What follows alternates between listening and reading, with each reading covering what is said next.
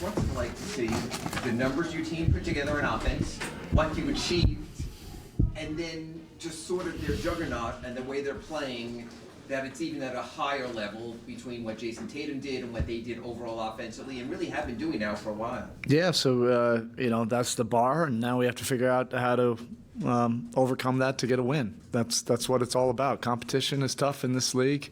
They've been playing extremely well offensively. That's an understatement. They can knock down threes. They also can put the ball on the floor. So there's these moments in between that we just have to absolutely dominate. You have to dominate. Tatum was outstanding tonight, obviously, but the transition buckets they get, the loose ball buckets they get, some timely offensive rebounds, some random drives, all of these plays in between. We just have to be so much better. And then you see where it goes. If they're getting everything, then all of a sudden the basket gets bigger, and then you're dealing with some tough shot making, and even some deep threes and some surprise threes. Once they started knocking down a few, then everybody got involved in that. So we'll just get to work tomorrow and figure it out. It's competition, and. We're right there until that final skirmish, and they got that skirmish. Now, so we'll get to work. Tatum playing off the ball as much as he does now, how much harder does that make it to stop him? Well, he's been developing his game, every single year. He's like Bam. They just continue to get better and add more to their game, and he can play with the ball. He can play without the ball. He can play against zone. He can play against man. He can play against different coverages. Great players evolve, and that's what he's doing. And what he forces you to do is raise your level. And that's what we have to do, and that's what we'll focus on the next 2 days. How have you kind of seen him improve? I don't know.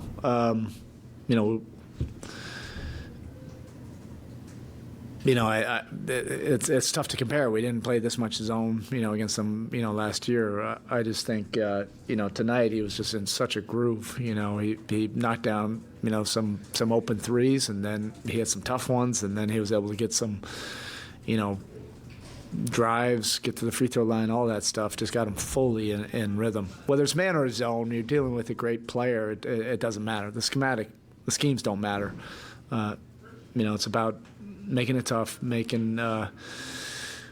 it out of his absolute comfort areas, and that's a whole lot easier said than done, but that's this league. That's what competition is. That's what great players do. They raise your level, and that's what we have to do. What did it say about your team's resilience to start at the beginning, to push back, take the lead again in the first quarter, and like you said, except for that last skirmish, every time they did, even with the way they're playing, you did something also as a team? Yeah, I'm not wondering about our toughness or resiliency or grit. We've been developing that, and this has already been happening for the last few weeks.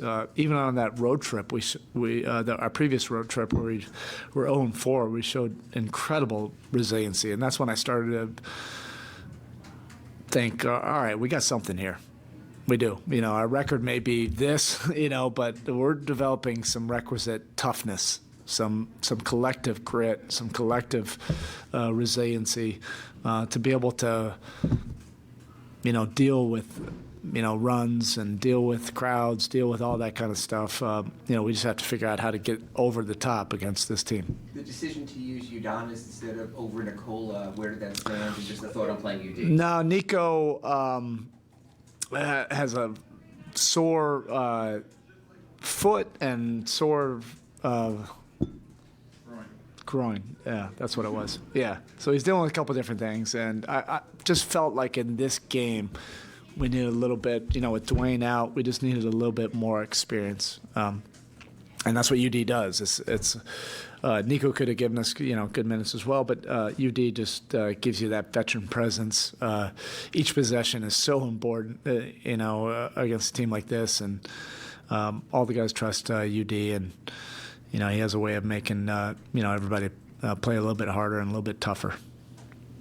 Bam had the 3 offensive fouls tonight, frustration late. What do you think led to that moment, which is unusual for him late to BJ? Yeah, I mean, I think he had every right to be frustrated in terms of how he's attacking and not really, getting some of those hand-checking calls. He's really becoming efficient in his face-up. That's tough to not foul him. When he really goes quick and aggressive and strong. And that last play, he had his jersey yanked out, and it wasn't a call, and he ended up having an off-balance shot. But that was probably after 6 or 7 of those kind of plays. But he was really good tonight. I didn't even see how many minutes he played, but he was doing it on both ends of the court, and that's certainly something we can build on. But I felt his frustration as well. There's no doubt about that. As you continue to get healthier and keeping guys and coming back from the bench, what does a career high for a guy like Haywood Highsmith mean to your team, mean to his hard work and tenacity? Yeah, he's already been earning the trust of everybody in the locker room because of his defensive toughness and tenacity. He just makes a lot of plays defensively. And in our zone, he's as good as anybody we have. He really works at things behind the scenes. And so you just know with guys like that, and we have a history of obviously guys like that, non-drafted guys that we develop.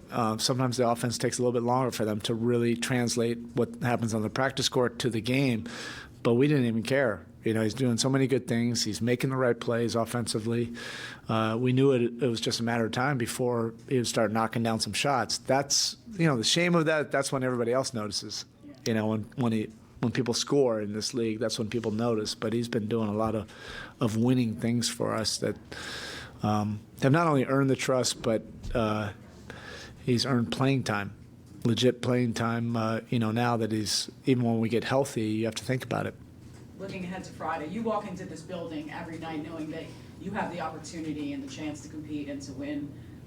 This was a shootout tonight, but looking ahead, this could be a completely different, environment because these two teams, you guys are known for your defensive abilities. How do you get back to that and kind of making those stops and looking ahead? Yeah, we have to get to work, the next day and a half.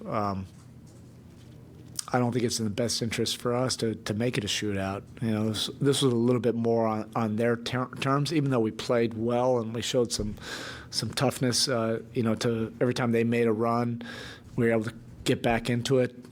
But how I look at it, these skirmishes, you want to be able to win more skirmishes and then eventually take the lead, and we were never able to quite do that. So they were able to control those moments of truth, particularly in that second half. And we just have to figure out, how to do this, keep it a little bit, we don't want to play a slow game by any means. That's not us at all, but get a little bit more on our terms. Okay, thank you.